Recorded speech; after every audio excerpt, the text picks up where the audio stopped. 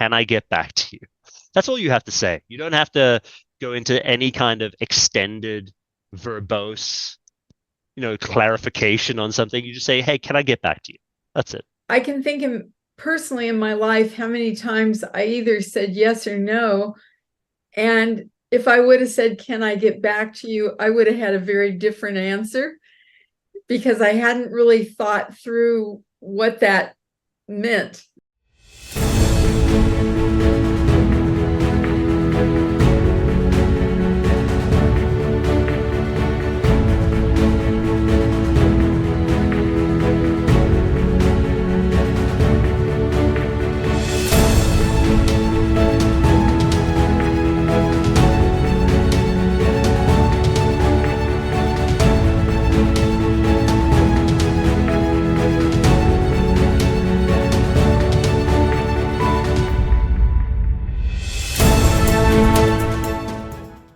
This is Women's Leadership Success. And today we are talking to Mark Raffan, who is a negotiator. And Mark, would you tell us the name of your book and how long you've been negotiating? Yes, thank you very much for having me, Sabrina. The book is Nine Secrets to Win Deals and Influence Stakeholders, available on Amazon right now. I've been doing this for far too long. My career is in procurement. I spent an entire career in procurement, and this book is written for sales and business professionals from a procurement perspective, because what we've seen, and procurement people get to see this all the time, is they see hundreds and hundreds of negotiations and sales presentations a year, but they never get the opportunity to share where the salespeople might be going wrong. And so this is my attempt to be able to do that. Great. Really appreciate that. So, in this part two, I wanted to talk to you about negotiating between departments. And this comes up a lot in my consulting and coaching, where you have a department, they've got this really great idea, this initiative, they're all ready to go, and another department comes in and says, that's our budget, or we're going to do something differently. What are the things that people need to learn about negotiation that they can use in different departments in the company or to present their cases? Yeah, everything in the book is both applicable externally in sales or commercial negotiation environment, as well as internally. And that's very important for people to understand, because internally we give different names to negotiation to make it feel easier.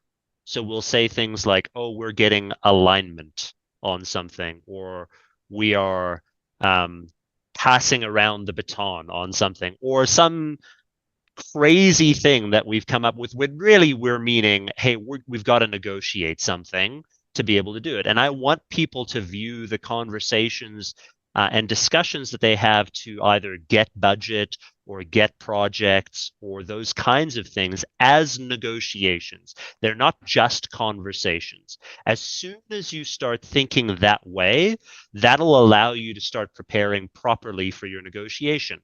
Remember that the person that you're negotiating with and conversing with internally, who you want to get the project from or the budget from, or maybe there's a bit of a debate internally around which department should get the budget or should get the project, those people are trying to get it too, right? It's not just a conversation between Maya and Jenny about the best merits for who gets it. It's also a way to be able to gain projects in the organizations through negotiation. So, how do we prepare for that? Very important that people think of, number one, which of us not just deserves it more, but which of us has prepared more for the negotiation.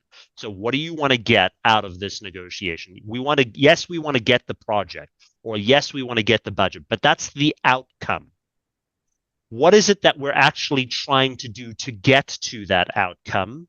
And what benefit is our department or our part of the business showing that the other department or the other part of the business cannot show?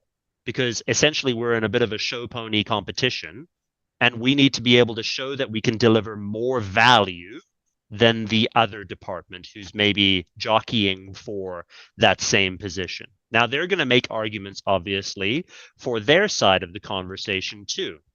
Your job, though, is to be as persuasive and influential internally as you can be. Now, the biggest mistake that most people make when they are trying to jockey for position is that they rely solely on logic.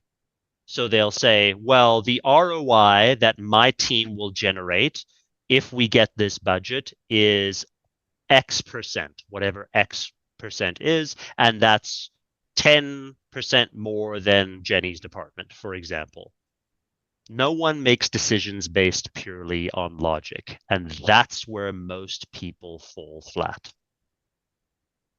So what are they making it on if they're not making it on logic? Yeah, so this is an excellent question because you would think that if you have a strong logical argument, then clearly you should be the person who gets it, right? Because the math should show that, right? Here's my math. Here's why it works. Why am I not getting this? If that was the case, if logic was the determining factor on how things get decided upon, then there would actually be no need for you to have budget conversations that would all be had over spreadsheets, Yeah. right? So what really matters is the emotional component that you have with that logic and the credibility that you have within the organization to carry that logic. Now, this is not our idea. We stole this idea from Aristotle, who came up with this over 2,000 years ago. So he talked about logos, pathos, and ethos, logic, emotion, and ethical credibility. So when we think of it within that context, yes, we have to have logic. There has to be a reason why someone would do something. If I want to get you to make a decision on something, there has to be a logical reason. Uh-huh. That's to give you an out. That's not to give you the reason. I want to make you feel good, though, about making that decision in my favor, or I want to try and maximize your feelings of missing out on something if you don't take advantage of what I'm doing. So let me give you an example. Perfect. Um, Let's say, for example, I'm jockeying for a project that I think is really, really important and I need budget for that. We're in budget discussions and multiple departments are arguing over budget. And I'm saying, well, that budget should go to me. The vast majority of that budget should go to me. And you say, wonderful, Mark, tell me about your project. And I tell you about all of the bells and whistles and I give you the numbers and I tell you it's going to generate this ROI for the business. And we talk about hurdle rates and all of those important things in the business. And you say, great, but I've missed the emotional appeal. So now what I need to think about is, why does this matter to you? It's not just about the money that the company is going to generate. It's about how this makes you look, how this makes you feel, what this makes you think about, how this generates success for you, and how good you're going to look in front of your boss as a result of it. And if I know what personally motivates you, then I might be able to say, well, hey, Sabrina, if we do this thing, X, Y, Z are going to happen and you're going to get this return. And also, this, and this are going to happen, which are going to allow us collectively, you and I, to get way more recognition. And I think that's going to open up a lot of opportunities for us because when I listened to the town hall where Jenny, the CEO, was speaking, she mentioned that these three things were important for the organization, and we're hitting all three of these things within this project. It's a slam dunk. Now, when you hear those things, if you're motivated by praise, if you're motivated by adulation, if you're motivated by promotion opportunities, that's going to make you feel more excited. But let's just say you're motivated by money. And this is going to generate a bonus for you, for example. I might say, hey, Sabrina, if you do this thing, the opportunity for us to bonus out on this is fairly significant because of the way that it's going to impact the business. Now, the reason I give you those two different stories of one motivated by praise and adulation, one motivated by money is I've got to understand what you're motivated by, what you really intrinsically care about before I can actually decide what's going to emotionally drive you in a certain direction. So I'm not going to throw anything out there that's going to be emotionally appealing to you if I know that it's not going to hit you a certain way. So for another example is if one of my projects is going to really impact the community and help the community, and I know that you're a volunteer, you care about the community, you invest a lot of your time, you're putting a lot of time with the church or wherever you're volunteering. I say, look at the amount of people that we're going to be able to help with this. That's going to pull on your emotions differently than saying money. So what you are most focused on is where I'm going to spend the majority of my time talking about why this is so important emotionally for you. Now, I'm never going to say, look, this is emotionally important for you. I'm just going to talk about it and how it benefits those things and why it's important and how you might feel about it and the people that are going to help and blah, blah, blah. And then I'm going to give you the logic, right? And by the way, it's also going to generate X for the business so that Right. when you have to defend it, because you're going to have to defend it, when you and someone comes to you and says, Sabrina, why did you make a decision to go with Mark's project, you're not going to say, look at all the people it helps. You're going to say, well, it generates X ROI, and that was pretty clear, right? Yeah. I'm giving you the out. I'm giving you the way to be able to defend your decision. It's almost like going on to, let's say, for example, you were going on to a car lot and you were looking for, you had already basically decided that you were going to buy a base model car, but you wanted to test drive it one more time just to see how it feels. And so you get in that car, or you get onto the car lot and you can't find the car anywhere on the car lot. But a very good salesperson steps in front of you and says, hey, before you go, I know you were looking for this base model car. We don't have it, unfortunately, but we do have the upgrade available. It's basically the same car. Why don't you just hop in and take that for a spin? No harm, no foul. I know you're going to buy the base model anyway. Just take it for a spin and see how it feels. And you think, great idea, I'm going to do that. Why not? It's basically the same car. So you hop in, you take it for a spin, and you put your foot on the gas and you realize, whoa, that power feels amazing. And then you get out of a very close call in an accident, and you realize, this is so much space. But then you put your foot down on the gas again, and it feels good. And then you look back at the space and you start to think to yourself, you know what?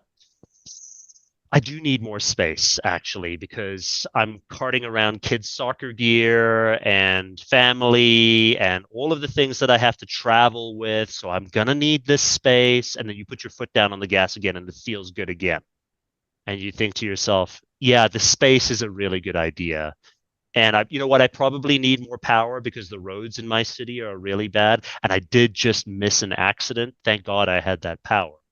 And then what do you do? You're talking yourself into buying the car because it feels good, but you're coming up with logic so that when someone asks you, you can hey, Sabrina, why did you buy that car? You say, well, you know what? We need more space.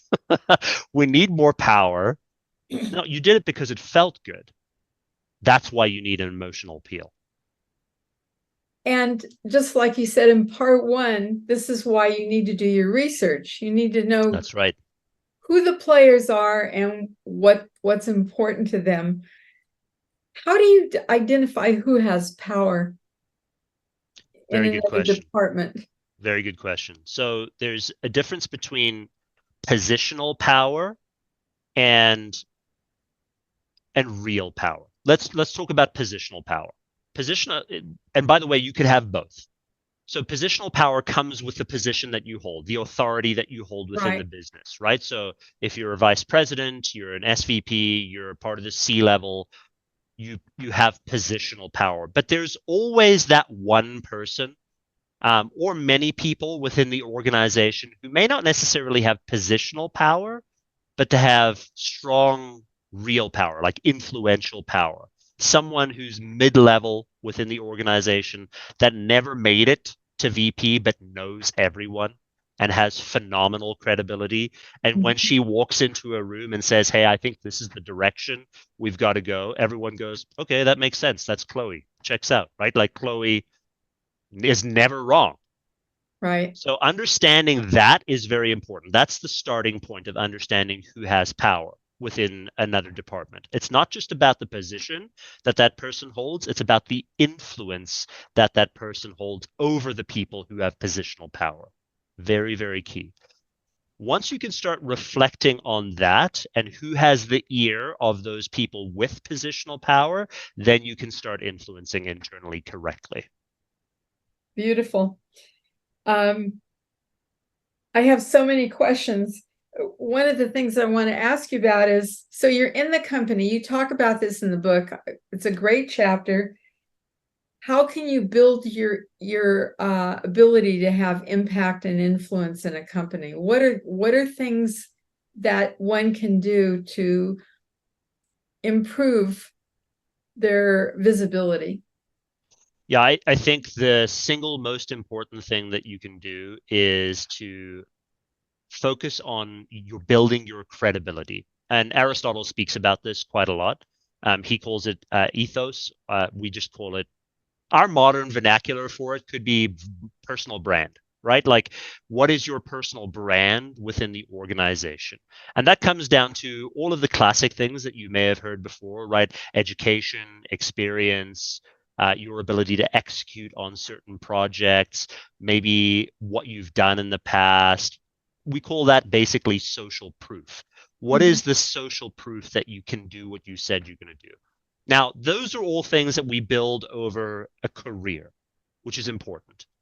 But there's a way to, I don't want to say shortcut that process, but make it faster, that we call piggyback branding or piggyback credibility, where you can piggyback off of the credibility of other people within your department in order to get more influence. So, for example, if you're trying to sell a new project internally, you're trying to sell a new idea internally, you can, if you don't have any history within that department or you're new to the organization and you're worried that people aren't going to take you seriously, use the stories of other people in your organization and say, we did a similar project where Jenny was working on X, Y, or Z, or Maya was working on ABC, and it worked out like this. The reviews were fantastic. It was incredible. And you're creating basically stories about the other people that have done it so that that can gain you the ability to gain influence and gain exposure within your business. And that's very important, especially for those people that are new to organizations or want to understand how to progress within organizations. Maybe you don't have the political cachet that you should yet. It's a way to be able to do that. And you're not saying that you did those projects, by the way. That's very important. You're not claiming responsibility for their success. You're just pointing out that your department has also done it. And here are the success stories of those things. And that's why you should trust our department. And here's how I can help you. Yeah, you're associating your brand with this Very much Porky or so. whatever the person that has a great reputation. Yeah, that's why the top universities in on the planet, that's why people talk about their education, right? Like if you have an education from Oxford or Cambridge or Yale or wherever you are, Mhm. you're probably going to talk about that on on your interview, in your resume, on social media, because you're piggyback branding. You're not saying that you are that. You're just saying that I am a product of that, and that has been successful, and therefore you can trust me. What's the difference between persuasion, influence, and manipulation? Excellent question. And I want to, in your book and just in this interview, what it's so clear that you're not into manipulating or doing anything unethical. So I really help us understand the difference between those. And then what are the steps to persuade? But first, what's the difference? Sure. So I'll start with the difference between persuasion and manipulation, and then I'll get into influence. So Okay. persuasion is my way to get you to do something through body language, tonal inflection, vocal cues, strategy, the way I structure sentences, that is going to leave you better off and leave me better off. That's Mm-hmm. persuasion. Okay. My intent is positive, and that's very important. This is the key difference between manipulation and persuasion. Manipulation could include some of the same activities, but the intent is to leave you worse off. That's the key.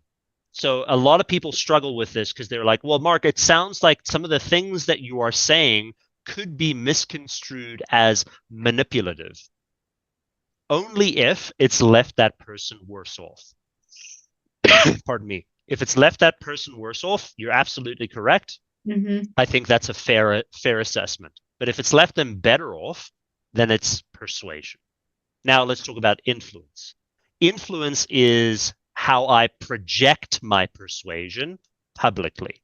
So how influential I am in an organization is how I've projected that persuasion over the people within that organization. So I have strong, for example, strong social media influence. I am viewed at a certain level in terms of my ability, my education, my knowledge, etc. That's my influence over something. My persuasion is one-on-one. Oh, really, really, really interesting. Can you talk about the 3 steps to persuade a counterparty? Yeah, very similar to what we talked about before with Aristotle, right? Logic, emotion, and Okay. credibility. You know what we didn't talk about though, Sabrina, is we didn't talk about ethical credibility. I think that's really important to be able to talk about. I want to be very cautious in because we talked about piggyback credibility a little bit. Right. What I am not saying is take the shortcut always. This is a very important and very important point. Credibility and that's really important to build over time, and it's very important to protect, and it's very important to nurture. I am Uh-huh. not saying that the shortcut, that piggyback credibility that we were talking about earlier, is something that you should use all the time instead of developing your overall credibility within an organization. You do both. That makes total sense. So we're just about at the end of our interview, and if so, I've got a lot of people right now, especially right now, a lot of people are looking for jobs. Mm-hmm. They're having to negotiate salaries, and some of the statistics are that men do this, but women don't. So I have more women listeners. So can you talk about, I just had this happen. One of my clients, she's been making 250K, and she got offered a job at 175 and was able to say, let me think about it. Good. And she ended up coming back and say, I want 250. She got 225, and that worked out. But can you talk a little bit about how to do that? Because for some people, it's really scary. Like they need the Oh job, yeah. and should they just go ahead and take the 175,000, even though now they won't be able to make their house payment or whatever the thing is? Yeah, it is scary, and I find that it's actually harder to negotiate for yourself than it is to negotiate for someone else, because Yeah, there's way more emotion involved in negotiating for yourself than there is. You can almost separate yourself a little bit from it when you're negotiating on someone else's behalf.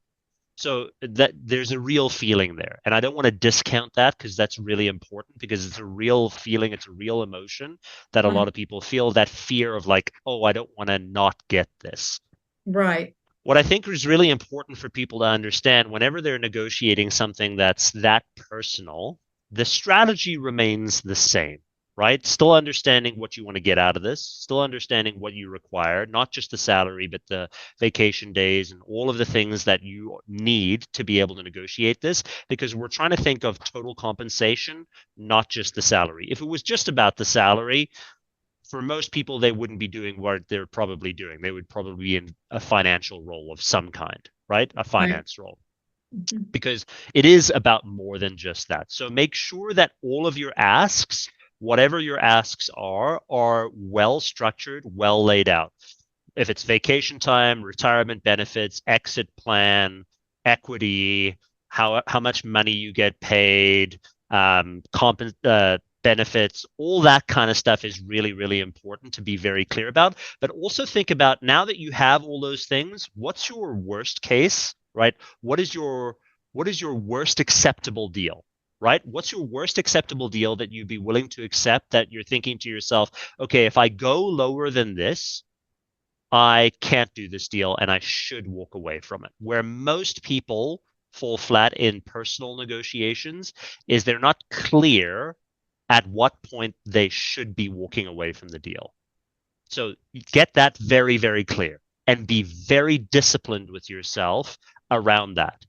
Be very clear about what that is. And all of that stuff that we talked about, whether it's compensation, benefits, retirement, all that kind of stuff, think about where you are relative to the market, because all of that has to be taken into account as well. For example, if your last job you were earning 125 and you go into your next job and you think you should be earning 225, you and I probably have to have a heart to heart about, look, are you actually worth this? Mm-hmm. Now, when a lot of people hear that, they get very defensive. They say, well, Mark, I know what I'm worth. I know that you feel like you might be worth that much, but does the market feel that you're worth that much? Right. And that's a very important reflection point.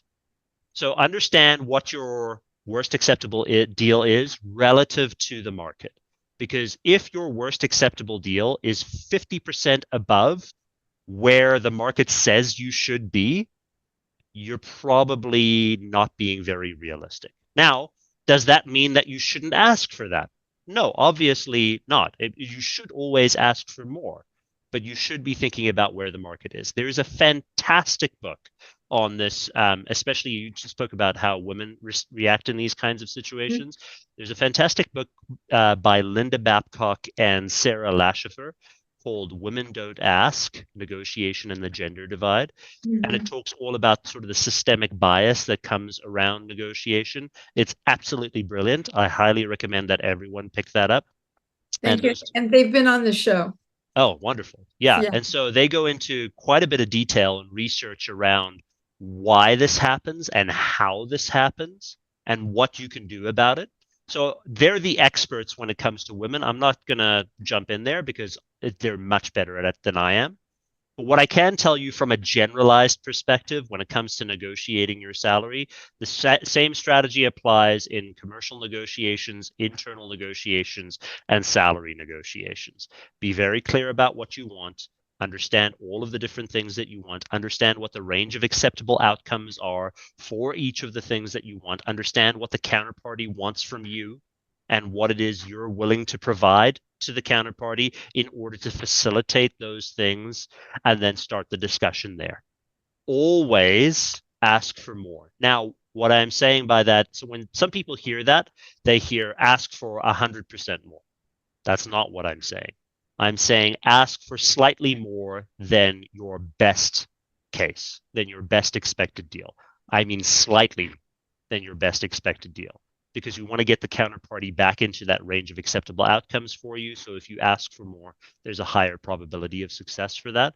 And just be very clear about what it is you're looking for. And by the way, they're going to push you, right? They're going to say, well, this role, we're kind of only looking at this. And then they're going to try and lowball you in a certain situation. If you need time to think about it, take the time to think about it. Do not say no. Do not say yes. Just say, can I get back to you? That's all you have to say. You don't have to go into any kind of extended, verbose, clarification on something. You just say, hey, can I get back to you? That's it. So is that true in all negotiations, do you think? Yes, That absolutely. um I can think personally in my life how many times I either said yes or no. And if I would have said, can I get back to you, I would have had a very different answer because I hadn't really thought through what that meant, either the Right. yes or no. Yeah, because there's so much going on in a negotiation. You're trying to do the math, you're trying to deal with the emotion of the situation. You're not sure if this works or doesn't work. There's 101 things going on. You're not actually thinking straight, right? Like your brain's not reacting logically or rationally to that situation. Give yourself time to think. If you need the time to think, take that time out. Can I get back to you? And Can you give me a couple of days? Can you give me a week? Whatever amount of time you need to get back to that person, ask for that. No one's going to say no, by the way. No one's ever going to say no, you can't have time to think. Because if they say no, your response is, well, hang on, that doesn't make sense. You're asking me to make a decision on the spot right now. Is that something you would want an executive to do, or would you want them to think rationally and reasonably about it? Then anyone worth their weight in gold is going to be able to say, you know what, you're right. Take your time. yeah. And if you get asked a question, whether it's in an interview or in a negotiation, and you say, I need to think about that or get back to you, Yeah. it it looks like you're really smart. It doesn't look like you're stupid and don't know what you're doing. It's like you're thinking it through. Yeah, exactly. I mean, especially around challenging questions. I mean, hopefully in the interview, you've done a significant amount of work to be able to answer most questions. But if a really challenging question comes up and they say, well, how would you address this situation? Like, I actually don't know right now. Can I have some time and I'll get back to you? Right. So we're just about finished. Is there any last thing that you want to leave the audience with? Prepare, prepare, prepare. That is the Okay. main focus of the book. Planning and preparation is your key to success. Okay. And if people want to get a hold of you, what's the best way to do that? Easiest place to do it is on LinkedIn. Just search my name. Please connect with me and let me know that you've listened to me on Sabrina's show. If you don't let me know, I will not connect with you. Great. Perfect. Wonderful. Thank you so much, Mark, for being here today. I really, really appreciated it. And I'm really excited about sharing this with my audience. Thank you Thanks. so much for having me. It was a great pleasure. You're welcome.